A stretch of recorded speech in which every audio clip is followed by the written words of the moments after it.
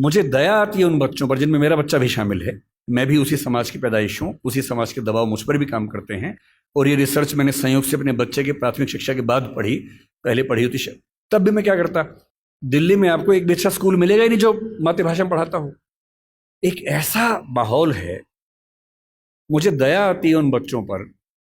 वो घर में जब 9-10 महीने के होते हैं या 3 साल के जब होते हैं तब वो स्कूल जाना शुरू करते हैं। 2.5 साल का बच्चा अपनी भाषा में कॉम्प्लेक्स सेंटेंसेस बनाना सीख जाता है अपने आप, बिना एक शब्द भी पढ़े लिखे। आप घरों में देखिए छोटे बच्चों को, अच्छे से वाक्य बोलेंगे। और 2.5 साल का बच्चा तो नए वाक्य बनाने लगता है, वो भी जटिल वाक्य, सरल वाक्य नहीं। उस बच्चे की इतनी गहरी पकड़ एक भाषा में हो चुकी है, एक भी दिन स्कूल नहीं गया है। और इसलिए मातृभाषा का अध्यापन जब स्कूल में होता है, टीचर को पता होता है कि बच्चे को भाषा पहले से आती है, इसे दुरुस्त करना है, सिखाना नहीं है जीरो से। और वो बच्चा बड़े अच्छे मूड से स्कूल गया, उसे मम्मी को टाटा किया, स्कूल जाके पता लगा टाटा नहीं बोलना, बाय बोलना है। उसकी दुनिया खिसक जाती है उसके पैर के नीचे से। वहां उसे पता लगता है कि भिंडी नहीं है, ये लेडी फिंगर है। तुम जो लाए हो आलू नहीं है, पोटैटो है। रोटी नहीं है, ब्रेड है। ठीक है, ब्रेड तो वो होती है नहीं, वो सब ब्रेड्स होती हैं। समोसा है ही नहीं इंग्लिश में, उसको पता लगा कि होता ही नहीं है तो। और वो बेचारा एक अजीब सी कश्मकश में है। उसे अपनी भाषा में सीखना था कि जीरो क्या होता है, संख्या क्या होती है, एक क्या होता है। उसे अपनी भाषा में सीखना था कि सरकार क्या होती है, दुनिया क्या होती है, चलती कैसे है। उसे सीखना पड़ रहा है कि पहले ये समझो कि दुनिया नहीं वर्ल्ड होता है। अब उसकी आधी से ज्यादा ऊर्जा वर्ल्ड पे अटकी हुई है और बाकी बची खुची ऊर्जा से वो समझ रहा है कि वर्ल्ड होता क्या है। उसकी आधी ऊर्जा लग गई नंबर, शब्द याद करने में, ना कि ये समझने में कि संख्या क्या होती है, नंबर क्या होता है। एक अजीब सी साजिश दुनिया भर में चल रही है कि दुनिया के हर बच्चे को उसकी मातृभाषा से बचपन में ही वंचित कर दो। उसे एक ऐसी भाषा में सिखाओ जहां उसके लिए वो भाषा सीखना अपने आप में चैलेंज हो। और इसलिए आप देखेंगे कि अगर ज्ञान की दुनिया में दुनिया भर की भाषाओं के आम आदमी शिरकत नहीं कर पा रहे हैं, गलती से भी ये मत सोचिएगा कि दिमाग वाले लोग बहुत कम होते हैं और वही आगे बढ़ते हैं। दिमाग वाले अधिकांश लोगों को बचपन में ही खत्म कर देने की साजिश दुनिया भर में चल रही है। और जो अपनी भाषा में पढ़ ही नहीं पाएगा, वो कैसे आगे बढ़ेगा, कैसे सीखेगा। मैंने 10वीं क्लास तक हिंदी माध्यम से पढ़ाई की है, उसके बाद अंग्रेजी सीखी है, ठीक से सीखी है। अंग्रेजी मुझे कहीं कोई समस्या नहीं आती है, इसमें क्या कोई परेशानी है। मैं आज भी अपनी भाषा में गीत सुनने में ज़्यादा खुश होता हूँ। मुझे फिल्म देखनी मैं हिंदी में पसंद करता हूँ, नाटक देखना हो हिंदी पसंद करता हूँ, मजाक करना हो हिंदी में पसंद करता हूँ, पढ़ना हो कोई ऐसा विषय जो हिंदी में नहीं है तो इंग्लिश में पढ़ता हूँ, इसमें क्या परेशानी है। लेकिन मुझे कोई बचपन से ही मजबूर करे कि मुझे दूसरी भाषा में, संयोग से अंग्रेजी है, फ्रेंच भी हो सकती थी, पुर्तगाली भी हो सकती थी, जो जीत जाता उसकी भाषा ढो रहे होते। ज्ञान विज्ञान की दुनिया में मेरा निजी विश्वास है इस वर्चस्व को तोड़ना बहुत जरूरी है। हम हिंदी में हजारों शब्द क्रिएट नहीं कर पाएंगे 2 दिन में, सही बात है, मुश्किल है। और हमें इतना शुद्धतावादी या प्यूरिटन होने की जरूरत नहीं है कि हम सारे शब्द अपने ही गढ़ेंगे। हम तो इंटरनेट को अंतर्जाल ही बोलेंगे, हम कंप्यूटर को संगणक ही बोलेंगे, तो आप अकेले ही बोलते रहेंगे, कोई पूछेगा नहीं आपको। जो शब्द अंग्रेजी के प्रसिद्ध हो गए उनको मान लीजिए। जापानी भाषा का शब्द है रिक्शा। आप रोज रिक्शा में घूमते हैं, कभी आपने कहा कि रिक्शा को मैं नरयान बोलूंगा? कई लोग बोलते हैं नरयान, कि मनुष्य द्वारा चलने वाला एक विमान या वाहन। क्या बकवास है। अरे जो शब्द जिस भाषा से आया, प्रसिद्ध हो गया, अपना लीजिए उस शब्द को। और उसके बाद भाषा में असली समस्या शब्द नहीं होती है। भाषा विज्ञान में एक होता है जिसको मॉर्फोलॉजी कहते हैं, एक सिमेंटोलॉजी होता है, लेकिन जो सबसे महत्वपूर्ण स्ट्रक्चर है सिंटेक्स है।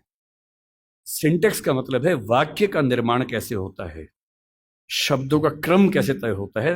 किसी नई भाषा को सीखने में सबसे बड़ी मुश्किल आती है सिंटेक्स सीखने में। आप हिंदी भाषा के सिंटेक्स में अंग्रेजी के शब्दों को शामिल कर लेंगे, रत्ती भर समस्या नहीं आएगी। और इसलिए जिसको हम कहते हैं कि अंग्रेजी माध्यम है और हिंदी माध्यम है, कहने की बातें हैं। मैं अंग्रेजी माध्यम में बच्चों को खूब पढ़ाता हूँ, 8-8 घंटे दिन में पढ़ाता हूँ, और वहाँ भी देखता हूँ कि जैसे कोई मुश्किल कंसेप्ट आता है, जब तक अंग्रेजी में पढ़ाने के बाद हिंदी में भी ना समझा दूँ, उनके चेहरे पर 12 बजे रहते हैं, क्योंकि वो हिंदी भाषी समाज के बचपन से लगातार हिंदी बोलने समझने वाले और अंग्रेजी माध्यम लेके एक ज्ञान की भाषा के तौर पर अंग्रेजी पढ़ने वाले व्यक्ति हैं। हंसी मजाक हिंदी में हो तो ठाके मार के हंसते हैं, इंग्लिश में हो एक आध हंसता है, बाकी इसलिए हंसते हैं कि हंसने की बात थी तो हम भी हंस लेते हैं। नहीं बात बनती। मन की भाषा, आत्मा की भाषा अलग भाषा होती है, ज्ञान की भाषा अलग भाषा होती है, इसमें कहां कोई दिक्कत है। और इसलिए मैं आपसे कहना चाहता हूं कि ज्ञान विज्ञान की भाषा के तौर पर, व्यवसाय की भाषा के तौर पर जबरदस्ती एक वर्चस्व का दौर चल रहा है जो खत्म होना चाहिए। मुझे खुशी है कि हमारी वर्तमान सरकार इस मामले में, मैं किसी राजनीतिक दल से ताल्लुक नहीं रखता हूं, मुझे ना सरकार का समर्थक माना जाए ना विरोधी माना जाए, क्योंकि मैं सच में दूरी बना के रखता हूं, बहुत दूर बना के रखता हूं। मैं मुद्दों पर तारीफ करता हूं, मुद्दों पर आलोचना करता हूं। भाषा के मामले में वर्तमान सरकार बेहतर काम कर रही है, ये सही बात है। कई स्तरों पर हमने देखा है। मेडिकल साइंस मध्य प्रदेश से शुरू हुआ, एक ही साल में एमपी में, यूपी में, उत्तराखंड में शुरू भी हो गया। और मैं कई साल से सोचता था कि मेडिकल साइंस में ऐसा क्या है जो हिंदी में नहीं पढ़ सकते। और सोचिए, डॉक्टर बनने के बाद करना क्या आपको डॉक्टर बन के आम आदमी का इलाज करना है। भारत की आम आदमी की हालत क्या है? डॉक्टर के पास जाता है, उसको एक वाक्य समझ में नहीं आता है। डॉक्टर 4 लाइन इंग्लिश के बोलता है, कुछ मुश्किल शब्द बोलता है, तो वो मान लेता है कि ज्ञानी आदमी है, ठीक बोल रहा होगा। उसे अपनी हेल्थ के बारे में एक वाक्य ठीक से समझ में नहीं आता है। किसी विकसित देश में चले जाइए, डॉक्टर की जिम्मेदारी होती है कि जब तक मरीज सारी बातों को ठीक से न समझ ले तब तक इलाज शुरू नहीं कर सकता है। हमारे देश में भाषा का अंतर ऐसा है कि मरीज अपनी बीमारी को ठीक से कभी समझ ही नहीं पाता है। ऑपरेशन तक की सहमति ले लेते हैं अंग्रेजी बोल के, वो समझ नहीं पा रहा होता, हाँ तो हो गया, साइन कर, हाँ साइन कर दिया। उसमें क्या लिखा हुआ है कि तुम्हारा ऑपरेशन करेंगे, तुम मर भी सकते हो, मर गए तो तुम्हारी जिम्मेदारी है। कुछ पता ही नहीं उस बेचारे को। क्यों भारत का हर डॉक्टर, तमिलनाडु का डॉक्टर तमिल में क्यों ना बात करे पेशेंट के साथ, कर्नाटक का डॉक्टर कन्नड़ में बात करे, हिंदी का डॉक्टर हिंदी में बात करे, और अंग्रेजी मातृभाषा वाले जो 2,70,000 लोग हैं उनके लिए कुछ डॉक्टर इंग्लिश वाले रख लीजिए। डॉक्टर की भाषा तो समाज की भाषा होनी चाहिए, यही कानून के साथ है। हमारी जुडिशरी इतना जबरदस्त जुडिशियल फ्रीडम, जुडिशियल इंडिपेंडेंस, संविधान का मूल ढांचा है, सब बातें बढ़िया हैं। पर जिस देश की आबादी में 2,70,000 लोग अंग्रेजी मातृभाषा वाले हों, उस देश का सुप्रीम कोर्ट सारे निर्णय अंग्रेजी में ही देगा, ये कहाँ का लोकतंत्र है? यहाँ आपका जो जुडिशियल इंडिपेंडेंस है या जुडिशियल रिस्पॉन्सिबिलिटी है वो कहाँ से ली जाती है? उस समय आपके सुप्रीम कोर्ट में मधु लिमये नाम के व्यक्ति जिद करते हैं कि मैं हिंदी में अपनी बात रखूंगा, आप उनको परमिशन देने के बाद नकार देते हैं कि हमसे गलती हो गई, ऐसा नहीं कर सकते हैं। मेरे देश में, मेरे सुप्रीम कोर्ट में अपनी भाषा में आप बोल भी नहीं सकते। आप 28 राज्यों में से केवल 4 राज्यों में हिंदी में हाई कोर्ट में बात करने की परमिशन देते हैं। पर लोकतंत्र का मतलब क्या होता है? कुछ गिने चुने एलिट्स के हिसाब से जनता अपनी भाषा बदलेगी या जनता की भाषा से प्रशासक भाषा बदलेंगे अपनी? अगर लोकतंत्र है तो लोकतंत्र में जनता की भाषा ही केंद्र में होनी चाहिए, कोई और भाषा केंद्र में कैसे हो सकती है? पर हम लोग इतने आदी हो चुके हैं, हम स्लेव मेंटेलिटी के इतने अभ्यस्त हो चुके हैं कि हम ये प्रश्न कभी नहीं करते। हमारे सुप्रीम कोर्ट के चीफ जस्टिस या कोई जज हिंदी में क्यों नहीं बात कर पाते? और नहीं कर पाते, मैं फिर बार बार कह रहा हूँ, मामला सिर्फ हिंदी का नहीं। मेरी इच्छा है कि सुप्रीम कोर्ट के बहुत सारे जजेस में कुछ को तमिल ठीक से आती हो, कुछ को तेलुगु अच्छे से आती हो, कुछ को मराठी आती हो, कईयों को हिंदी आती हो। और बेंच का फैसला करते हुए ये भी एक पॉइंट ध्यान में रखा जाए कि मामला कहाँ का है और उस मामले में ऐसे जज को प्राथमिकता मिले जो उस भाषा को जानता हो, ताकि केस मेरा है, मुझे हिंदी आती है, मेरा वकील अंग्रेजी में कुछ कुछ बोला, जज ने कुछ कुछ बोला, फैसला हो गया, मुझे पता ही नहीं कि क्या हुआ, और इतना में पुलिस आके मुझे ले गई और मैं परेशान हूं कि हुआ क्या। मेरे मामले के किसी प्रसंग में मेरी भूमिका ही नहीं है, क्योंकि सारी प्रक्रिया 2 ऐसे व्यक्तियों के बीच में चल रही है जिनके पास एक भाषा है जो मेरी भाषा नहीं है, जबकि मामला मेरा है। और कहने को लोकतंत्र है। ये लोकतंत्र नहीं है, ये भाषा के स्तर पर तानाशाही है, बुरी चीज है। और मैं जब भी ये बात कहता हूं, बार बार कहता हूं, ज्ञान की भाषा के तौर पर अंग्रेजी का सम्मान करना जरूरी है, क्योंकि रिसर्च आप उसके बिना नहीं कर पाएंगे। बहुत मामलों में सीखने की जरूरत है, उससे भी, जापानीज से भी, फ्रेंच से भी, सबसे सीखने की जरूरत है। लेकिन आपके देश के सुप्रीम कोर्ट में, हाई कोर्ट में आपकी भाषा बात ना होती हो, ये बुरी बात नहीं है, शर्मिंदगी की बात है। हमें एक समाज के तौर पर शर्म आनी चाहिए, ये उससे कम बात नहीं है। इसलिए जब कोई मुझसे कहते कि राजभाषा के तौर पर आपकी क्या कल्पना है, 14 सितंबर का दिन आज है, हम आज के दिन ये सेमिनार क्यों कर रहे हैं? 14 सितंबर 1949 को शाम को 6 बजे एक फैसला हुआ था। एक अजीब सी अफवाह लोगों ने उड़ा रखी है। कहते हैं कि 14 सितंबर को मतदान हुआ कि भारत की राजभाषा कौन सी होनी चाहिए, हिंदी या अंग्रेजी। वोटिंग हुई, आधे वोट हिंदी के पक्ष में उठे, आधे अंग्रेजी के पक्ष में उठे, एकदम बराबर हो गया। कई लोग संख्या बोलते हैं, 77-77 हो गया। और तब स्पीकर ने, डॉक्टर राजेंद्र प्रसाद ने अपना कास्टिंग वोट दिया, क्योंकि उनके पास अधिकार है कि वोट डाल सकते हैं लास्ट में, अगर बराबर हो जाए तो, हिंदी के पक्ष में दिया, और इससे हिंदी भारत की राजभाषा हो गई। इससे बड़ा कोई झूठ नहीं है। ऐसा कुछ नहीं हुआ था संविधान सभा में, सफेद झूठ है। 12 सितंबर को शाम 4 बजे इस मुद्दे पर बहस शुरू हुई। संविधान सभा की डिबेट्स पढ़ के देखिए, 180 पेज की डिबेट है राजभाषा की, 180 पेज, 1-2 पेज का मामला नहीं है। संविधान सभा के वॉल्यूम 9 में ध्यान से पढ़िए, पेज नंबर लगभग 1130 से 1390 के आसपास का मामला है। 180 पेज की डिबेट है, उसमें खूब मुद्दे हैं, छोटी मोटी वोटिंग हो रही है के मामलों में। संविधान सभा का बेसिक उसूल था कि अंतिम रूप से वोटिंग नहीं करेंगे, सहमति से काम करेंगे। वोटिंग बीच बीच में होती रही। पहला विवाद यह था कि राजभाषा कौन सी हो, हिंदी हो कि अंग्रेजी हो या हिंदुस्तानी हो। अंग्रेजी पर तो बात थी नहीं, हिंदी या हिंदुस्तानी। महात्मा गांधी हिंदुस्तानी कहते थे, पर 1949 में वो थे नहीं। उनका हिंदुस्तानी का मतलब था हिंदी उर्दू का मिक्सचर, जो देवनागरी और फारसी में लिखी जा सके। दूसरा स्कूल ऑफ थॉट हिंदी की बात करता था। अंत में सहमति बनी, हिंदी ही भारत की राजभाषा होगी। राजभाषा यानी सरकारी कामकाज की भाषा। दूसरा सवाल था कि लिपि कौन सी हो, देवनागरी हो, कुछ ने कहा कि देवनागरी और फारसी हो, कि हिंदी को फारसी में भी लिख सके। कुछ ने कहा देवनागरी और रोमन हो, हिंदी को रोमन में, जैसे व्हाट्सएप में लिखते हैं वैसे लिख सके। खूब विवाद हुआ, अंत में हुआ कि देवनागरी ही लिपि होगी। तीसरा विवाद यह हुआ कि जो अंक हैं हिंदी वाले, जो 1 से 0 से 9 तक के अंक हैं, वो हम अंग्रेजी के ढांचे में लिखेंगे या हिंदी के ढांचे में लिखेंगे। इस पर मतभेद था सबसे ज्यादा। इस पर वोटिंग में बराबरी हुई थी। और अंत में वोटिंग से नहीं, संविधान सभा के बाहर की बातचीत में समझौता हुआ। मुंशी साहब थे, के एम मुंशी थे, आयंगर साहब थे, उनकी बातचीत में समझौता हुआ कि ठीक है, अंतर्राष्ट्रीय अंक मान लेंगे। और उसके बाद गहमा गहमी के बाद, 2 घंटे की रिसेस के बाद, 14 सितंबर शाम 6 बजे आखिरी सेशन इस मामले पर हुआ, 2.5 दिन की बहस के बाद। और तब ध्वनि मत से, बिना किसी वोटिंग के प्रस्ताव पारित हुआ कि हिंदी भारत की राजभाषा होगी, देवनागरी उसकी लिपि होगी, और अंकों का अंतर्राष्ट्रीय स्वरूप उसका स्वरूप होगा। इस झूठ को मन से निकाल दीजिए। ये झूठ मैंने भी 1000 बार सुना था अपने अध्ययन के दौरान। हमारे अध्यापकों को भी ऐसा लगता था, मुझे भी ऐसा लगता रहा कई साल तक। संविधान सभा की डिबेट्स पढ़ी तब समझ में आया कि ये भ्रांति है, ऐसा कुछ नहीं हुआ था। पूरी सहमति के साथ भारत की राजभाषा हिंदी बनी थी 14 सितंबर को, और इसलिए आज के दिन को हम लोग हिंदी दिवस मानते हैं। और क्यों ना बनती, आप सोचिए क्यों ना बनती।